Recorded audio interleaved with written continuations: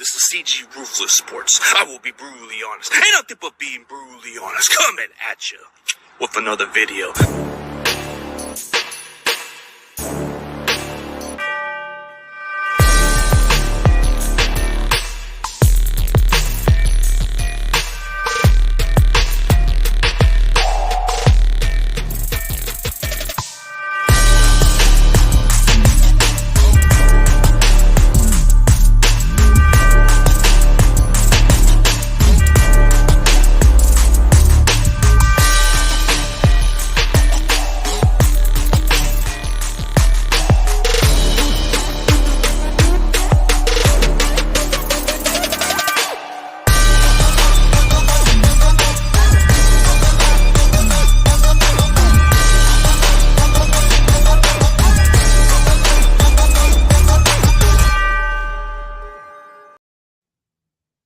Ladies and gentlemen, please welcome back my guest, the breakdown GOAT they call Josh Putnam. What's up, man?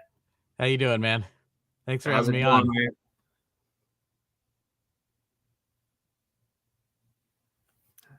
How's it going, bro? It's going really good. Been excited to get back into doing the breakdowns, and first 2 weeks of the season have seen a lot of interesting things already. So it's been good. Yeah. A lot of strange weeks. Like week one, who would have thought we lost to the Bears on a raining schedule? Like the way it was, the monsoon, all that stuff. And then week two just flips around. And then you go from Trey to Jimmy. How does that happen overnight? We never know, but it's one of those situations. Yeah. It totally took me by surprise. I expected Jimmy to play, maybe 2 or 3 games during the season. Because players get nicked up and they have little things or they're out for a week or two. But the Trey being out for the season week 2, it was just a total shock to me. Yeah, it was. Like, I think the concerning factor was he was running the ball a lot, and it takes a lot of tolls for those players to run. A lot of the hits do play a factor into getting hurt. And when I saw the game against the Bears, he almost got injured by Roquan Smith, if I'm being honest. If it wasn't for those kind of hits, man, I think he would have played a lot more longer in the season. But that unfortunate injury when he ran in the middle against Seattle, that was bummer. That was tough. Yeah, it is tough, and there's been a lot of questions for Shanahan about, whether he should call those types of plays. And, the truth is in football, you can get hurt on any kind of play, right? I mean, you can get hurt in the pocket. You can get hurt, rolling out. Montana, he got hurt rolling out one time, real bad. And you can get hurt running the football. So it's kind of, what do you do one way or the other? My whole thing was I didn't have a problem with the play call. I don't know if we needed that particular call in that situation. Did you really feel that Shanahan was kind of like putting Trey in danger in some ways, or you think just the fans are overreacting over that? Well, there's always a little bit of overreaction. I think that's natural, especially when you lose your starting quarterback for the season. It's such a shock, and it's kind of human nature to try to look for answers, right? And try to find out what went wrong, or maybe even find out who to blame. I don't know if I would have run Trey as much, just because, like I said in my video, I don't think they considered the consequences of if he missed the entire season, which is that he didn't play a full season in college because of the pandemic. And then he didn't play because he was sitting behind Jimmy. And now he's going to have a 3rd year in a row of not playing. That's not really good. I think if they would have factored that in, they might have been a little bit more careful, but who knows? Yeah, the plan from having Trey coming into this season was he was supposed to give us some more explosive to this offense. But from those first 2 games, Shanahan's been using him more as a runner than him as a passer. That's what it seems like. Yeah, and I can kind of understand the mindset of that, right? You've got a new quarterback starting, then where he's the man for the first time ever. You kind of want to ease him in, and you kind of have the perfect first two opponents to do it in theory, right? With the Chicago Bears and the Seattle Seahawks. Don't need to do a whole lot with your arm. Probably don't even need to score a lot of points, especially against Seattle. The defense just looked phenomenal. So why not call a lot of running plays, shorten the game up a little bit, and kind of ease them in? And then as we start getting into the Rams and Kansas City in these games where you're going to have to throw the football, by then he'll be a lot more comfortable on the field and, just sort of ready to go in that regard. So I understand the idea behind it. Yeah, the idea behind is to build up the kid's confidence, but using them too much as a runner could be at risk, Yeah. We've seen it happen with guys like Cam Newton and quite a few guys like Lamar. There was like one risk play by Lamar, and he did get hurt at times. But it happens with a lot of these players. This is the kind of plays that actually kind of ruined RG3's career right there. Those kind of plays. I mean, he had those athletic abilities to run, but it took a lot of those hits eventually for him to get hurt. Yeah, another guy I can think of is Dennis Dixon, out of Oregon. He hurt his ACL when coach called I think it was Chip Kelly actually, called a run for him. And it was like in the fourth quarter when they were up multiple scores and there was just kind of no reason to do it. And like I said, just because I could feel, the Niner Empire reaching out here. You can get hurt on any play. So I understand that. But I think realistically, we all know that running plays take a toll. Running backs have short careers. And as you said, Cam Newton had a shorter career as a quarterback. He was great. I mean, he won the MVP. He was great as a runner, but it did shorten his career. It did. Yeah, I remember Dennis Dixon, the quarterback from Oregon. That guy was athletic. He was moving a lot. I think, like you said, he was playing under Chip Kelly for that time being. And a lot of these plays get risky. So that's what happens. When you look into the Niners offense, man, like how many running backs do we need this season, man? It doesn't seem like they can't stay healthy to save their life. Yeah, I was listening to one of the podcasts. I can't remember which one, so apologies. But somebody had a great line. They said we're averaging losing one running back per game. Yeah, and that's unfortunately kind of held true. Losing Elijah Mitchell in the first game and then Ty Davis Price in the second game, and obviously not sustainable for an entire season. It's you're going to take those hits as a running back. You're running right into the most ferocious part of the defense. You're going to take those hits, and hopefully, Jordan Mason, a little bit of a bigger back. Jeff Wilson, very durable. Hopefully those guys can come out of the next few weeks. Okay. We'll get TDP back and Marlon Mack, another guy that's a little bit bigger. Tevin Coleman, right. A little bit more muscle on him, not the small fast back that we've, been used to in the past. So that's okay. We kind of need stability right now. Yeah, we need stability. We need guys we can plug in. So like Marlon Mack, when healthy, he's an exceptional back. Like people keep forgetting the pre Jonathan Taylor. He was actually the best back for them back then. Like he was I think he had 1,200 yards rushing in Indianapolis before they even had Jonathan Taylor.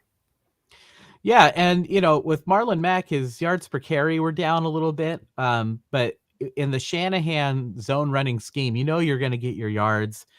Kyle will know how to use those guys and hopefully get the most out of them to, keep the ball moving down the field.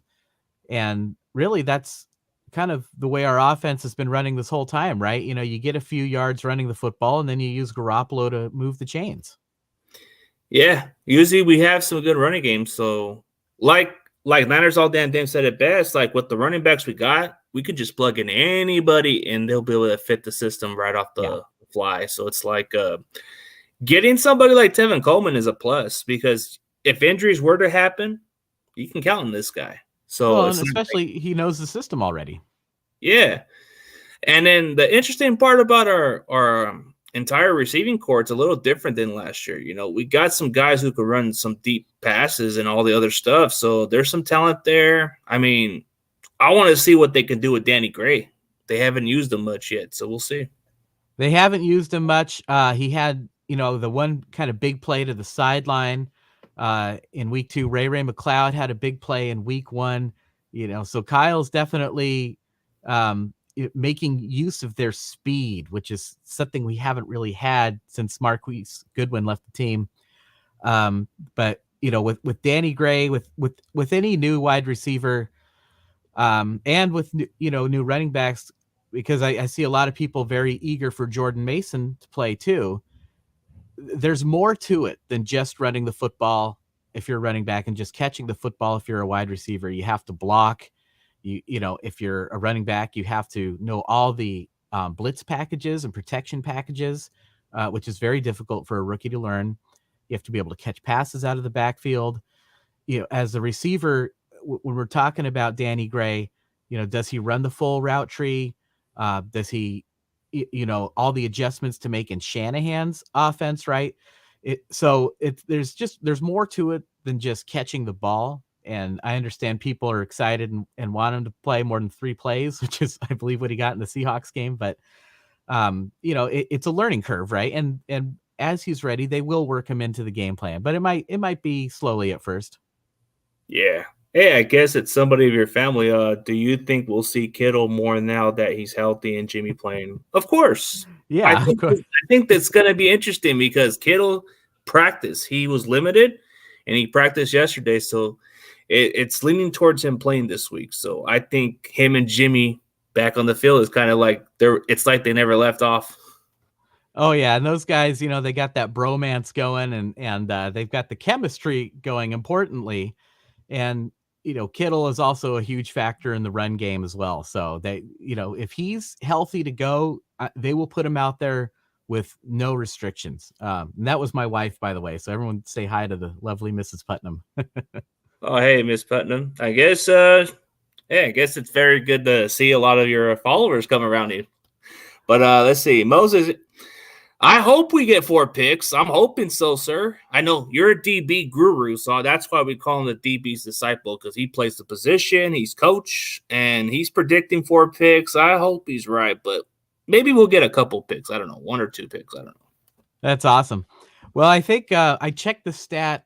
Oh gosh, last year when we played Russell Wilson, I believe I can't remember if we got a pick last year in Seattle, but up to that point, Russell Wilson had thrown at least 1 interception in every game he had played against San Francisco. And he throws the ball a lot, so that kind of makes sense, right? And if you look at the way the DBs played in the preseason, remember they were calling themselves Pick City and sort of predicting that they would get a lot of picks this year. And so far, the play from the defensive backs has been excellent. I mean, they put on an absolute clinic on Sunday against the Seattle Seahawks. Emmanuel Mosley just locked down DK Metcalf. Talanoa Hufanga has been everywhere. I mean, he looks like an all-pro. It's incredible. And I wouldn't be surprised if we get multiple picks on Sunday. Well, the secondary's gotten better. They've capitalized those interceptions. I mean, yeah, speaking of Talanoa Hufanga, this guy was a 5th-round pick in 2021 at a USC, and the shocking part was he was a Pac-12 defensive player of the year, and he slides to the 5th. You don't get those kind of players like that, man. You don't. And, it's funny because teams were so concerned about his speed, right? They said, well, he's not fast enough, but it doesn't matter. That's the thing about football is you don't need to be the fastest player. You don't need to have the strongest arm. You can have physical limitations and still be effective on the football field because Hufanga knows where to go. He knows where the football is going, and he is going to be there. And that's what gives him an advantage. Yeah, his savviness, his football smarts, it's off the chain. He doesn't play as fast as a 4.6 like everybody makes it sound like. I mean, he plays a lot quicker than his speed says. I mean, when you look at the way he plays the game, people keep calling him the next Troy Polamalu. Nah, let's get off that hype a little bit. Just because he was trained by him and is a Polynesian does not mean he's Troy Polamalu. I think he's the closest to a Dante Whitner. Like, he can give you those hits and tackle. Like, he's a tackling machine. He can. And the thing about Hufanga is he is, I think, sort of the first of this new generation of players to come in fully prepared for the modern rule set in the NFL. You know, back when Hittner played, of course, you could absolutely blast people. They've taken that out of the game for safety reasons. And if you remember, Hittner had a hard time adjusting to that. The Niners for a while started drafting guys like Jimmy Ward that maybe weren't the biggest hitters, but had excellent ball skills and coverage ability, where they could play good defense without necessarily having to lay a hit. Hufanga understands how to lay the hit, but do it within the rules. And so you watch, I mean, it still matters, right? It still hurts when you get hit, but he's making a clean, legal, safe hit, but he's still blowing people up and he's not getting flagged for it. So it's, as a defensive back, that's an excellent quality. It reminds me of how quarterbacks had to start developing these extra skills, right? Running the football, like we talked about, having that complete skill set as a quarterback. You are now going to see that with defensive backs as well. That's going to be a new requirement. Cam Chancellor nominated for the Pro Football Hall of Fame today. Those kinds of hits, though, are no longer part of the game. Yeah. The way Chancellor hit on Vernon Davis, that would have been automatically a flag or something, or maybe even ejected. I mean, looking back on it, those kinds of things are gone now. But Hufanga understands how to play the position. The 49ers really hit the jackpot with that pick. Is it just the fifth round gems that we find a lot, dude? Like, I don't think we go well on those early picks, but when it comes to the fifth round, we find those gems out there. It's like George Kittle, for example, one of the best tight ends we got in the fifth round and does everything that you expect from a football player's perspective. Dre Greenlaw, a solid starter, and actually got a new contract too. So that's interesting. Yeah, we've had, kind of some hits and some misses in the early rounds, like you said. Deebo Samuel, an excellent early round pick, but we've also had some picks that weren't so great. Javon Kinlaw, another good early round pick where people didn't know if he was going to pan out at first. You remember that first year or so, there was almost some concern there. He's turned out to be an outstanding player. But then you have the Wilses, right? You have the misses where they did not hit. But I think as far as the later rounds go, that just speaks to the strength of our personnel department under Adam Peters, knowing how to do that research and do the job completely and thoroughly to take a look at everybody and find those picks into the 5th, 6th, and 7th round, right? Brock Purdy, the very last pick in the NFL draft, made the roster. That's outstanding. It is, especially I'm definitely looking forward to see what Bosa does with Russell Wilson. We're all dying to see this happen, right? Absolutely. Nick Bosa's off to a fast start this year, 2 sacks on Sunday against the Seattle Seahawks. I don't know if you saw one of the plays I broke down. They tried to block him with a running back. I mean, what were they thinking? It's not going to work, man. Nick Bosa with a running back? Are you kidding me? You're out of luck on that one. And what's up, Rudy? How's it going, man? I guess he's kind of agreeing with the Trojan stuff because he's a USC fan. Moses, you're right. There's no such thing as another Ronnie Lott. He's not the next to Ronnie Lott. I think he's the closest to a Dante Whitner because Whitner was a tackling machine. Like, I was at a conclusion maybe comparing him to maybe like a Golston, but Golston wasn't quite a tackler like Hufanga, and Whitner was a tackler, if I'm mistaken. What's up, Corey? He was an excellent tackler, and like Talanoa Hufanga, Whitner knew where to go. He was always around the football. He knew where he was supposed to be on the football field. Yeah, it sure is. That's what makes it so unique about this players, but all that stuff. But to answer your question, Roberto, George Kittle is expected to play. Yes. No restrictions. He should be good to go. I expect them to use him in the run game and the pass game. Like we talked about, him and Jimmy G have that chemistry going, so I expect Garoppolo to look his way a lot, and he could have a big game against the Broncos. We'll see. That Broncos red zone D is, been impressive to me so far, to be frank. But when I look at the Denver Broncos matchup, it's like, what's up, Dylan? looking into the Broncos, the way I look at their offense, it's not that impressive. But like you said, their defense is solid. It's pretty good. It's just their offense is a little inconsistent. Like red zone, they haven't capitalized a lot in the red zone, and their running backs, for whatever reason, they're not put in the best position to succeed, or they have ball security issues. Russell Wilson and that clock management, that's been the concern for the Broncos, and the fans were booing them and trying to make a mockery out of the time management. So it's like, I don't know. It's like the head coach, it's a first-year guy. But what happens when you hire a guy off the Packers coaching staff? They don't tend to succeed. This is just like another Joe Philbin hire. Yeah, no, that's an excellent point, and you take a look at what happens to the Packers every year when Aaron Rodgers gets hurt. All of a sudden, they're a 3-13 team, It really sort of speaks to the talent of Rodgers. He's really the one that makes that offense go in Green Bay. And yeah, Nathaniel Hackett is just struggling mightily with the Denver Broncos. He's got to get an assistant coach or someone to help him manage those game situations, in my opinion. Hopefully after the 49ers game, right? Because we want him to continue to make those mistakes against us on Sundays. But clock management, situational football, he's having a really hard time with it in Denver. Yeah, that's the problem with Denver. Like, you would think on paper they look pretty good, but not the case. It's like that Seattle game was pretty much like alarming for what happens. Yeah. Yeah, alarming. Perfect word to describe it. The end of that game will go down in lore forever, I think. But even during the game, just situationally, it was concerning for Denver. And the same thing against Houston. And, it sort of put Russell Wilson wanted to escape these kinds of situations in Seattle, right? Where he has to take over at the end of the game because the team wasn't supporting him enough. And that's kind of what we're seeing in Denver a little bit, at least offensively and in terms of the coaching.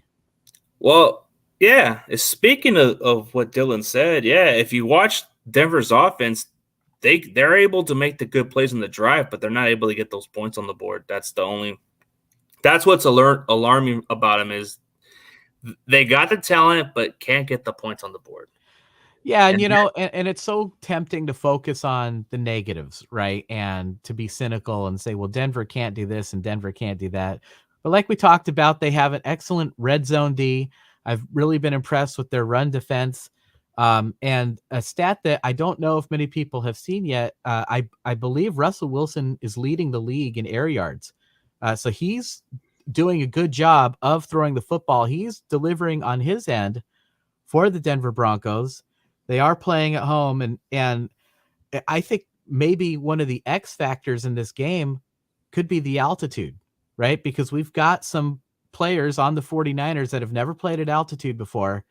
And, the people who do that for the first time all say the same thing. They feel like they're suffocating. Then after that, they know what to expect and it's not so bad. But that could be a factor for Denver going into this game. Yeah, because of the way they have the altitude, it's thick air and all that stuff at Mile High. So it's like no joke out there. Hey, I guess Corey's wondering how long you've been a 49ers fan, man. Well, I was born in 1981, 6 months before the catch. So that's how long I've been a Niners fan my entire life.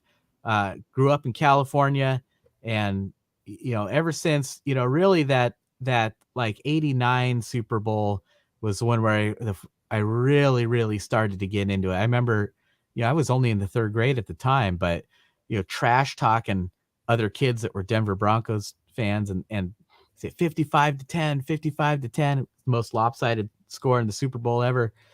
And ever since then, it just hooked me. I was just diehard. I cannot miss a game. Pay way too much for the stupid Sunday ticket package so I can watch all the games, right? Because I can't live without it. It's crazy. That's crazy. So it's coming from all the way in Colorado too, or no? For me personally? Yeah. Oh, I actually live in Seattle, believe it or not. Oh, that's a tough area. I'm in enemy territory up here. Yeah, it's it's rough at times, but you get used to it. But I'm pretty sure they haven't been talking much lately because their team ain't looking that good. They've been real quiet this week for some reason. I can't put my finger on it, but yeah. No It's been nice and Russ. peaceful. No Russ. No cheering. Number 8 in pass yards. I think the stat I saw was if you factor in defensive pass interference penalties, that bumps him up the list a little bit. But I could be mistaken too. Either way, top 10 quarterback in air yards. Russell Wilson is still Russell Wilson. You know, he's maybe not as fast as he used to be, but he understands how to play the game of football. We all know that. The first 2 games of the season, we can agree Denver did not play up to their full potential, and yet they were in both games at the very end. And that's what you're going to get with Russell Wilson. You're going to be in every game up to the end. And as a fan, you can't really ask for more than that. Yeah. Like every game you've seen from the Broncos, it's kind of like they've been in this game.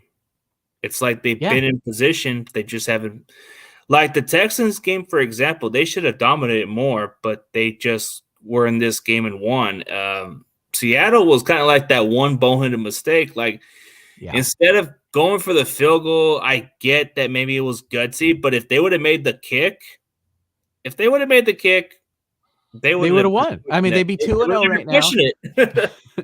And, you know, it's still early, right? I mean, teams don't play in the preseason anymore. 17-game regular season. It's too long. You can't subject players to that many hits, that much football. So they don't even bother playing in the preseason.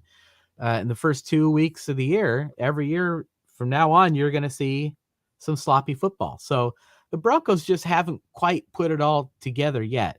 And if they do on Sunday, it could be a tough game against the 49ers. I do believe the 49ers are the better team, but I wouldn't be surprised if it's a close game.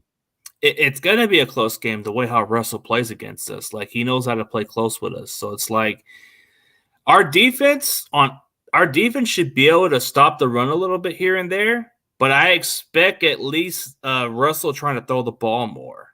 Because that's where he's going to have to take the shots on our DBs. Like, I know they're going to probably take their risk on Mosley and Ward and maybe Womack at times, but I'm telling you, out of those plays, I think Russell's going to regret throwing it towards Mosley's direction or Ward's direction. So we'll see. Pick your poison, Russ. You ain't going to like it. He may well regret it. You know, the defensive line for the 49ers has just been playing outstanding against the run and in the pass rush. You know, and if you're Denver, you're looking over at that 49ers secondary going, you know, I don't know if I want to throw it there, but you know, if the strength of your team is Russell Wilson, I do think you have to play to your strengths, right? And that's what good coaches do. They maximize the strength of their players and minimize their weaknesses. And Wilson, of course, knows our team very well. As you pointed out, he's been studying the film and our tendencies twice a year, every year for the last 10 years, that he knows how to play against the 49ers. He will hit some throws. Yeah, he will. And he'll even tend to scramble when he needs to scramble. And that's what we hate about him is when he runs. But he's not quite the runner like he once was. But to answer Corey Davis's question, do you know if Armstead is playing this Sunday? I haven't heard too much of the injury reports, but I think he should play. I think out of everybody else, I think he's been practicing. So if that kind of answers your question, Corey, he should play. I sure hope he plays. Outstanding player on that defensive line, no doubt about it. Either way, we got depth pieces. So I think looking at the players we got some guys who can step in. We got Kevin Givens. We got Hassan Ridgeway. We got a lot of other guys that last I saw – no, I think that was Jimmy Ward, right? What, he's on IR? Is he? He's scheduled to come off later in the season. No, but wait, are we talking about Armstead? Because he was playing. Oh, I thought you meant Jimmy Ward. No, not Jimmy Ward. He said Armstead. Ah, okay. That's what I meant, because he said this guy. That's what I meant, Armstead. Yeah.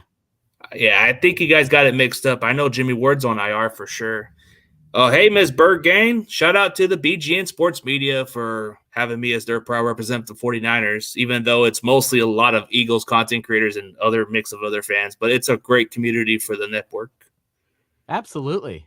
You know, and Speaking of other fans, coming in to Dylan's point that he just raised there about having DJ Jones on Denver now, that goes a long way in helping the Broncos prepare for Shanahan's zone running scheme, right? They're going to understand how to defend that a little bit better, having players that had to practice against it for, years.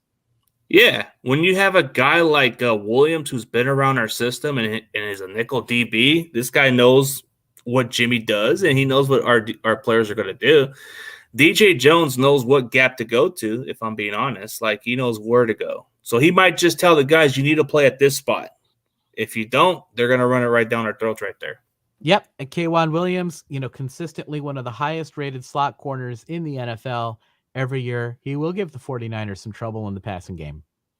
Yeah, he will. So we got, Mile High is going to be pretty interesting. Like, I've seen a lot of great games that were played down in that stadium. Like, we can go back in time where they were actually a playoff team in 2006, and we just knocked them out of the playoffs that year.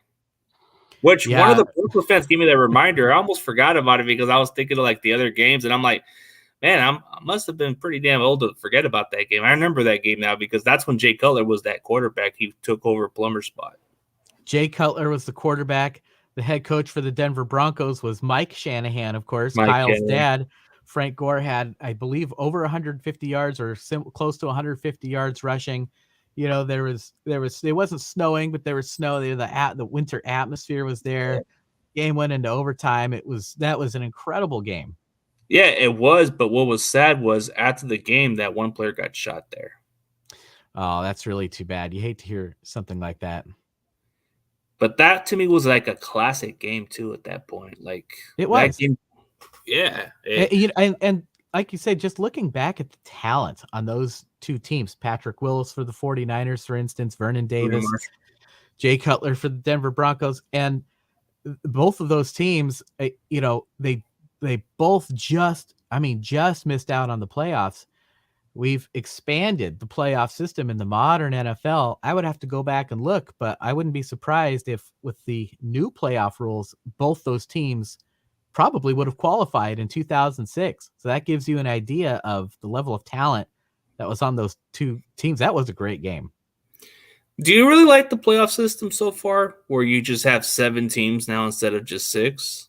I'm very old school. I like old school football. Maybe 2 teams rest on a bye week. That's fair, yeah. But yeah, and I guess maybe I'm getting a little cranky as I get older. Who knows? But I keep saying, well, they keep changing the game of football, and they're changing this rule, and they're changing that, and that's sort of the nature of the NFL, right? Every year they evolve the game, and they keep it modern, and it's been a big success. So who am I to say? But if we're up to me, I like the cutthroatness of having fewer playoff teams. I mean, it's like every game was just do or die. Yeah, but having 7 teams instead of just 6 of them each on your conference, it kind of does give them the right to say, well, if we didn't win these games, then okay, we don't have no excuses of making the playoffs. Like before, when they had just 6 teams on each conference, they would just come up with excuses and say, hey, we should have got in the playoffs. Now you can't. The 7 is fair game, if I'm being honest, because now you get the number 1 seed to rest, and it's not even an advantage no more for the number 1 seed. Like, they don't have that advantage like they used to. I think you're just better off playing in the playoffs. It sure seems that way, doesn't it? I mean, the number 1 seed, it just seems like they come out flat. They're rolling, and usually by December, the number 1 seed, you kind of know. So maybe you rest some players in that final game. You have a week off for the bye, and then before you know it, you haven't really played top-level competitive football for 2 weeks. You're a little bit out of sync in the playoffs, the worst possible time to do it. It is. And last year, it just proved that the Packers weren't even there, bro. Yeah. I mean, Tennessee weren't there. So I think with the new rule, it does make it a disadvantage for the number 1 seed sometimes. Yeah, it's the game is always going to change, but the fundamentals are still there. It's still football. It's still blocking and tackling at the core, right? Yeah, they sure are.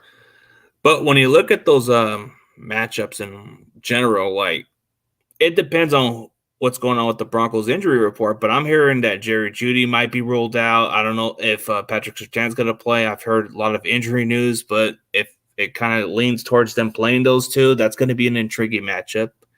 You're going to see Debo go against one of their best corners, and then Ayuk matches up with one of their other corners, and then maybe our slot receiver like Jennings can match up on Williams. We've seen some of those practices before where Jennings did have like a solid matchup against Williams in those like last year's camp or something.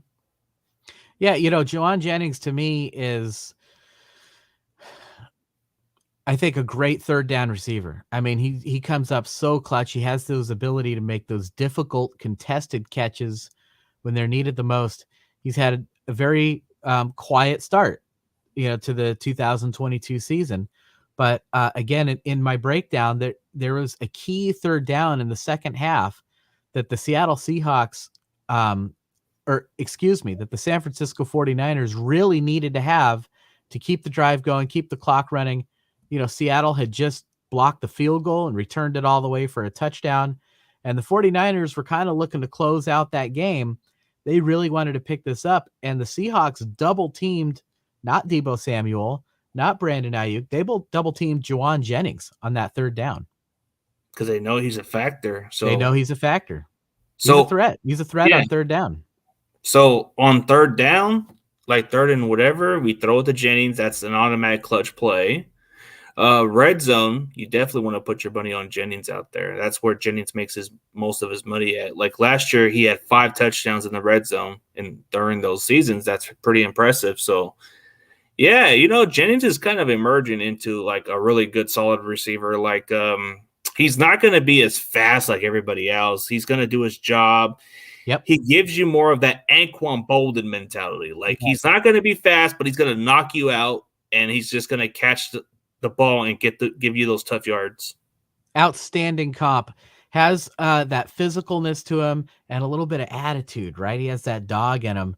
There was I think like 3 plays in a row against Seattle towards the end of the game, in the last 4 minutes or so, where you saw some players fighting. I don't know if you remember seeing that. Yeah, I see Jennings get into it with the DBs and all that, and he gets under their skin a little bit. That's what I like about him. He does. And what cracked me up is there was no flags. It was like the officials were like, hey, if there's 4 minutes to go, it's raining, we're not going to throw a flag here. But he knows how to, like you say, get under their skin, play that mental game a little bit, play that physical style, and kind of be a pest. And he's a perfect fit for our offense. Between Debo, Ayuk, and Jennings are so unique. Having the 3 of them together works really well for us. Well, yeah, Debo is just a guy that does everything. Like, he could just be your running back if the injuries were to happen, which we've been using him a lot. Ayuk is a good route runner, a good yak guy too. Jennings, people forget that he is kind of like a yak guy, but just not that fast. But when he gets the ball, good luck trying to tackle that guy. He's hard to bring down. Hard to bring down, but man, I'm telling you what, man. What I really like about Jennings, bro, is like when he blocks, he smiles and enjoys it. Like, he just loves the game, bro. Like, you can tell right in his, like, you can tell that the opposing defense just hate that about this guy. They're saying, I want to knock out number 15 because that guy smiles too much. Yeah, some people, they think about, I'm going to get hit. Juwan Jennings, he wants to be the one to deliver that hit, right? He's like, I want to do whatever I can to win games. And when he says that tells me that he has a winning attitude. Like, I get that when we got him in the 7th round, there was a lot of question marks about this guy's attitude and all that stuff. And I'm like thinking, hey, as long as he gets his head together and as long as he knows what he's doing, then dude, I love the pick. I like that he's a 6'3" receiver. I don't like these short, shifty receivers, man. You got to have size. You got to be able to catch those contested passes. So it's like, the Rams got themselves their own Allen Robinson. We got ourselves something like that. It's just he's going to do the dirty work. I agree. You remember those great Bulls teams of the 90s. Dennis Rodman had that attitude. And, of course, it's kind of like Draymond Green, right? Everyone wants to criticize him and say dirty as hell. He's dirty. He has an attitude problem.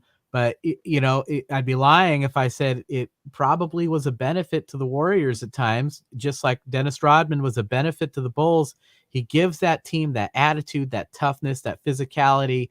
Juwan Jennings, kind of the same way. I'm maybe not as dirty, or maybe not as much of an attitude, or at least is not. Maybe it's not as public, right? Football, there's more players. Basketball, you're really in the spotlight. But again, I just perfect compliment for our team and for our receivers.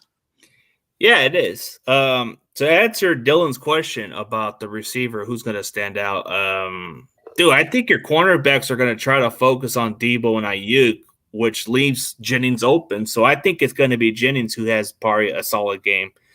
Like, you guys are probably just going to focus more on those guys. And the crazy part is Jennings can play one of those games where Jimmy can just find him on those little short routes and get those first downs, or he can find Jennings wide open on certain plays because Debo and Ayuk kind of make a good combination. They kind of like make it easy for Jennings to get open. So you might need to watch out for Jennings on this one. Like, Jennings could have one of those spectacular matchups because when he played against the Rams in the season finale, bro, he had almost 100 yards and 2 touchdowns that day.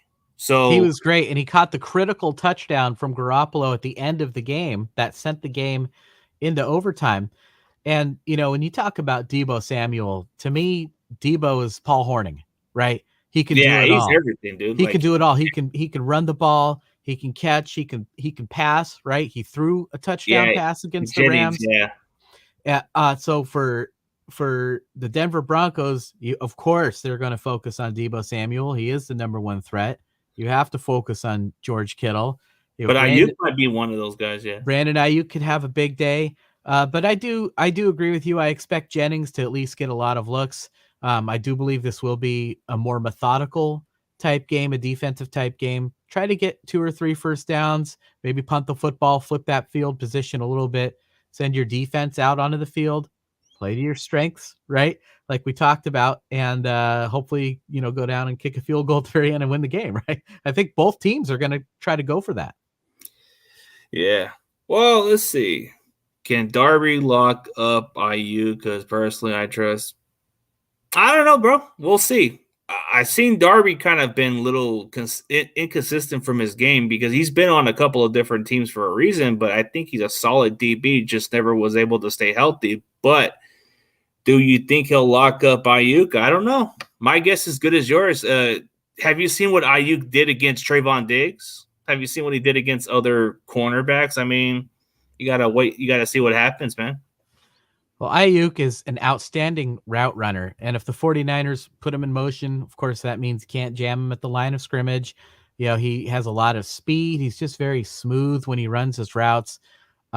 He, did have a big drop in the 49ers game. It was a very difficult catch on the sideline there. But, I don't want to make it seem bigger than it is because I wouldn't say he has a problem with drops, but he has dropped some passes in the past. So that could be an issue for Denver going against Ayuk. It's a tough matchup, but I still think the right move defensively.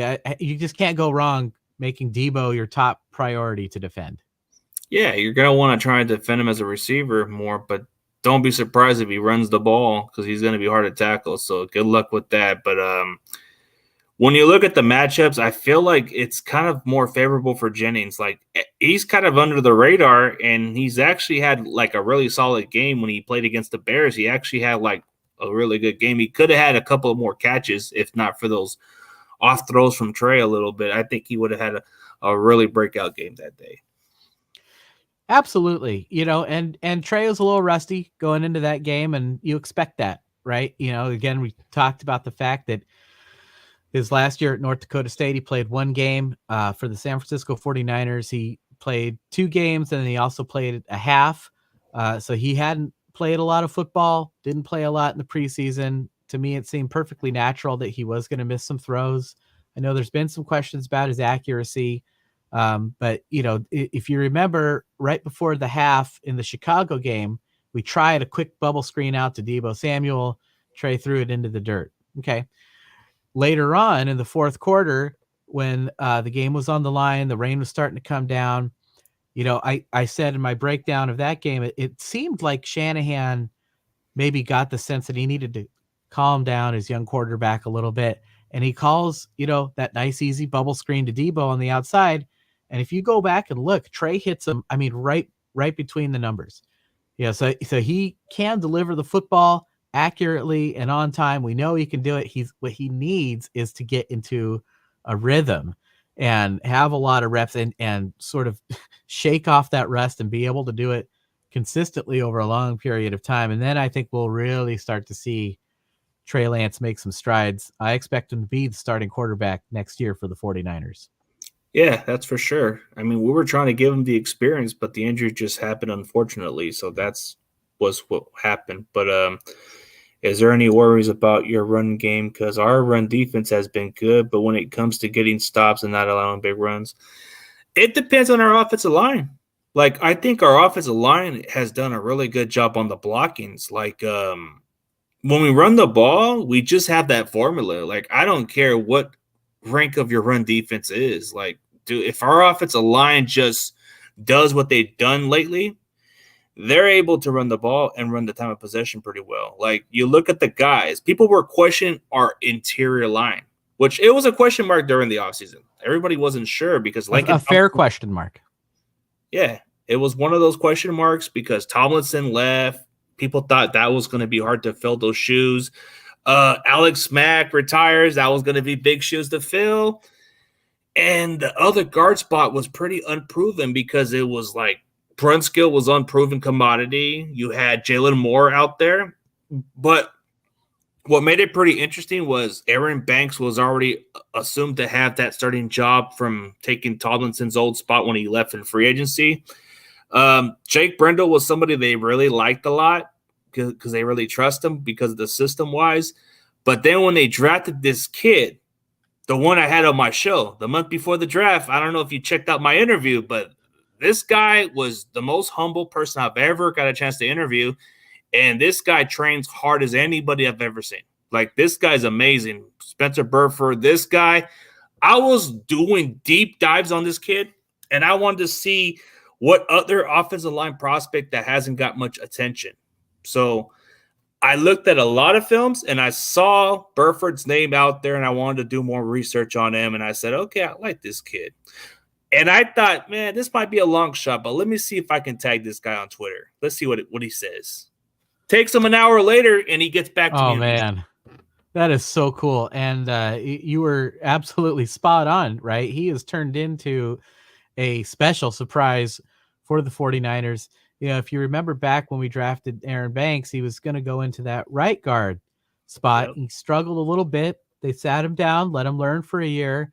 And he was the 49ers' highest graded player last week at that left guard spot. Spencer Burford doing an outstanding job in the right guard position. I expect that to be one of the most intriguing matchups on Sunday is the battle in the trenches between that 49ers offensive line, who's been pass protecting well. They didn't run block very well in the Bears game. They were still gelling. But in the Seattle Seahawks game, their run blocking was phenomenal. I mean, just dominant. They got better with them playing as a unit. Like, it takes some time to get offensive line. So that was the question mark. Offensive line is all about chemistry. And you have to gel. You hear that all the time, and it's accurate, right? They have to work together and play together and get good at it. And it seems like they're doing that. Denver Broncos with an outstanding defensive line and the knowledge of that Shanahan zone blocking scheme. That is going to be a tremendous battle to watch. Yeah, that's what's going to be so interesting, man. I feel like, I don't know if any of you guys have checked out that interview. That one's the most underrated interview that I've ever put in my show. Like, this guy only took 30 minutes of his time to be on the show. He didn't have to, but he just took it out of kindness. I'm going to make sure to share it on my channel with my subscribers. Man, dude, I'm telling you, man, some people were kind of like, didn't know who he was. But as soon as this kid got drafted, it wasn't that much viewers at the time. But then as soon as they saw that he got drafted, they searched the engine and it popped up. My interview popped up right there. That's awesome, dude. Like, dude, we found a gin, and I know, like, when we drafted this kid, some people were saying you seem a little biased. Why are you so high on this kid? Because you interviewed him or something? I said, there's just something about him that I like. Don't be surprised if he becomes a starter. Yeah, and you got to go with your gut, right? I mean, if that's what your instincts are telling you, and that's what you're seeing when you look at him play, yeah. I mean, speak your mind, absolutely. And I said that Shanahan might make an exception because you can, if it's a rare rookie, you can make an exception for it. Yeah, I do wonder if we're going to draft a center in the coming years or roll with So. Brunskill, because I think that's another position where Shanahan is waiting for that rare rookie at the center position. We had a high draft pick a couple years ago, could have used it on a center and didn't. So that was interesting to me.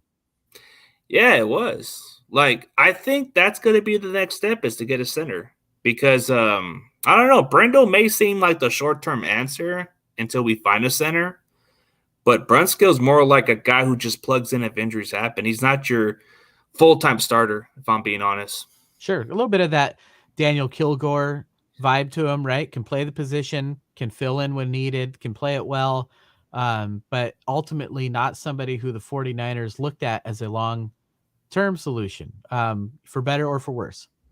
For better or for worse, that's for sure.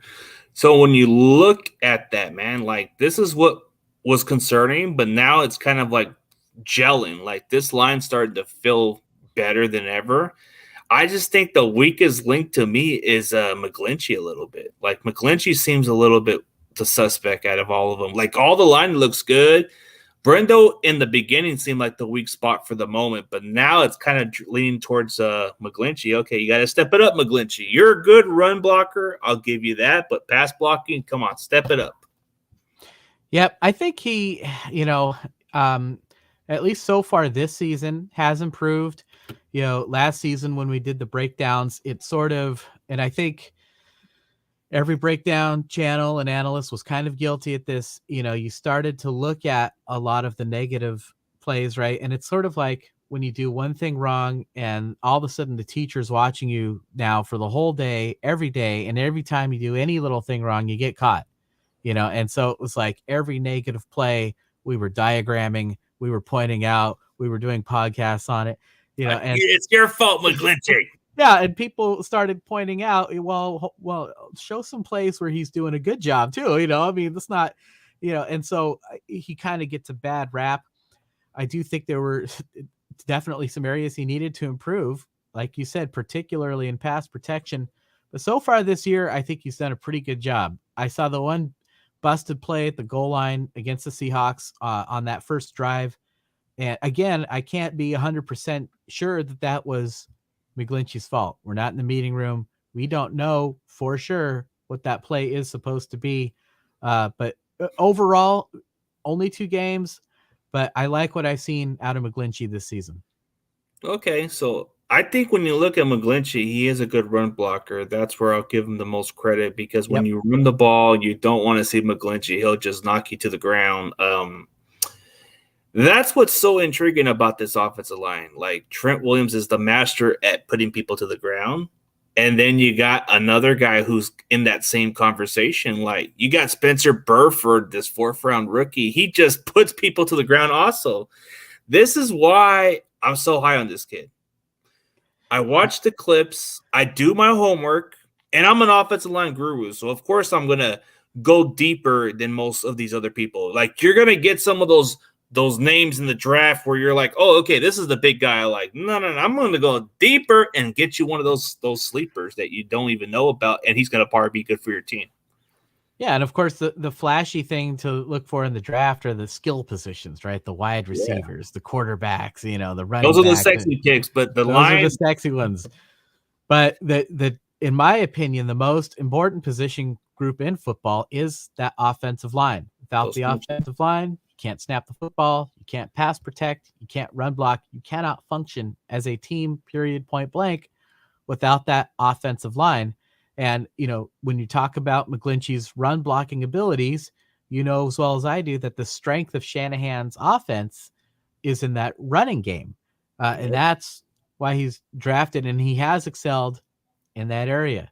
Trent Williams, just like you said, an absolute phenom, gets people to the ground, reroutes them. He's so dominant. Just whatever he wants to do, it just seems so natural and smooth for him. And that looks like we hit another gem with Spencer Burford. It's incredible. Yeah, Burford is just like that little Trent Williams at the guard spot, man. This guy knows what he's doing. Like, don't let this nice boy look fool you. This guy is he's nasty on the football field, that's for sure. And you notice we have kind of over the last 5 years during the Shanahan era transitioned into a bigger offensive line, right? McGlinchey, Williams, and now Burford. We started out with a small line, and now we have bigger guys, but they can move. They all can move. Yeah, Aaron Banks was one of those big offensive linemen we drafted. Like the transition from last year he was just like he wasn't like toned or bulked up at the time. But now that he had a full offseason of bulking up and getting more athletic, you see a different transition from Aaron Banks. Like I can see why the coaching staff really liked the kid. And I get that you want to draft the player you want before another team takes him. Maybe that's where their strategy was. Maybe there was another team that wanted to get him, and we just took him from that spot. And I think it's paying dividends now that some people were questioning that maybe McGlinchey was the one convincing the front office to get Banks because of that Notre Dame connection. I don't know if this was true, but it was told that McGlinchey told the scout and say, hey, get my boy Aaron Banks. He's going to ball out for us. Get him. Well, that wouldn't surprise me at all. And he's paid dividends, right? You know, that big Jeff Wilson run in the second half during the game against Seattle. We broke it down that Aaron Banks double teams the nose tackle, I believe, and then peels off and runs downfield and picks up the linebacker. And he did it so quickly. He looked athletic when he was doing it. And it was the key block that sprung Wilson for a long run. Sure did, man. That's what's so interesting. But man, dude, we've been going on for almost an hour. I know you probably got stuff to do pretty soon, but how do you feel about this matchup? Like, where do you feel the Niners need to capitalize on against the Broncos this Sunday night? Well, I think because the Denver run D is excellent, and because their red zone D has been excellent, it will be a defensive battle. I would like to see the 49ers and Jimmy Garoppolo be careful with the football. I know Jimmy has been saying in the press conference that he'd like to sling it around a little bit more. And, you know, Shanahan may well open up the reins a little bit. That kind of dynamic passing attack is probably going to work better in a game against the LA Rams, against the Kansas City Chiefs, where you're going to need to score a lot of points. This game, I expect probably run on first down, run on second down, try to hit Jennings or George Kittle on third down, move the chains, punt the ball if you have to, play that field position game, take field goals. You know, people hate to see field goals and they go, oh, we're settling. We're never going to win the game. And, you know, that anxiety starts to set in. We can't get into the end zone. But kind of like we saw with the Seattle game, those points start to add up, right? And yeah. Of course, Denver is going to have to play against a very difficult San Francisco 49ers defense as well. They probably will employ a similar strategy, I would imagine. And I think it will be a close game, but in those kinds of close games where field goals are everything, you can't turn the ball over. You definitely cannot turn it over pretty much at any point on the field. Be careful with the football, kick some field goals. Low scoring game. That's what I foresee on Sunday. That's for sure, man. So if you had to pick your X factor on that one player who you expect to step up this week, who's that one player? Oh, what a great question. Well, for the 49ers, right? I would say I'm going to say Jeff Wilson Jr. You know, ooh, nice choice. I mean, he's like that underrated guy. Doesn't give you those big plays, but right. Against Seattle, he did pretty good. He's fast. He's physical. He protects the ball. He's, not super flashy. He's not going to break a lot of tackles, but he will get you those yards. He needs to make the correct reads through the holes, which he does a great job of. His pass protection is outstanding. I mean, if you think of probably the greatest 49er running back in all time, Frank Gore, everyone focuses on the yards, right? The 16,000 yards in 16 years, but his pass protection was second to none, bar none. And Jeff Wilson Jr. is right there. Those are the kinds of things he's going to have to do. Jordan Mason, a young rookie, probably doesn't know all the protection packages yet and the blitz pickups. Shanahan is going to rely on Wilson to be that third down back a lot, catching passes out of the backfield. He could be the difference in this game. I definitely agree, because that running game could be the X factor for this team to wear out the Broncos defense. So it depends on how that line does it too. So looking into my X factor, this may sound just like I said, it's Juwan Jennings. You're going to sleep on this guy. Denver's probably going to be more focused on covering those two receivers. But Dylan said it best. There's this one third cornerback that he feels that it's suspect. So this is probably who he's going to match up against, this Michael, whatever his name is, that other cornerback. So that might be the X factor for me, because if you're going to put your slot or your third corner on Jennings, good luck with that. That guy's going to have a really good game. So looking into the matchup, I expect this to be a physical type of matchup. I expect Russell to play his best game, but I expect the Niners to at least come into momentum with this game and play a lot better in spite of Jimmy. So we'll definitely see how that goes. But, hey, I definitely appreciate you from coming to the show. At some point, we'll definitely need to catch up again, but tell everybody where they can find your channel and let them know what you're all about, man. Right here on YouTube. I'm very loyal to YouTube. I'm not on Twitch or anything else. And you just search Josh Putnam in the search bar, should find me. And we do the film breakdowns every week.